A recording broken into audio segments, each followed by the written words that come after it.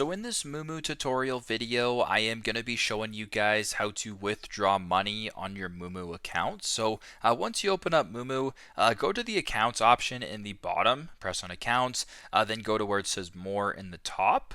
Once you're here, scroll down to where it says funds right here, and you can go ahead and press on withdraw funds just like this. So press on the withdraw option.